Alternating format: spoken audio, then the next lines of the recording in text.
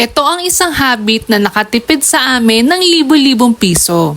Hi Kaborland, bilang homeowner for more than 3 years, ito talagang isa sa pinakamagandang habit na natutunan namin. Hindi kami bumibili agad. Kapag may nakita kaming gamit sa bahay na gusto namin, hindi namin chine-check out agad. Nilalagay muna namin sa cart or sa wishlist, tapos hinihintay namin ng ilang araw o kahit isang linggo.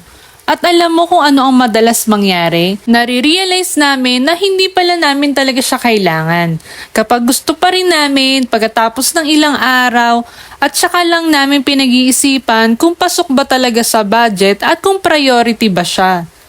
Dahil sa simpleng habit na yan, naiwasan namin ang impulse buying at mas napunta ang budget sa mas importanteng bagay, tulad ng maintenance ng bahay, groceries, at emergency fund. At syempre, at kung ano yung mga needs ng mga bata. Bilang homeowner at bilang isang parent, hindi kailangan bilhin lahat agad. Minsan, ang pinakamalaking tipid ay ang marunong kang maghintay. Ikaw, anong money saving habit ang ginagawa mo sa bahay? Baka makatulong din yan sa iba. Pakishare naman sa comment section.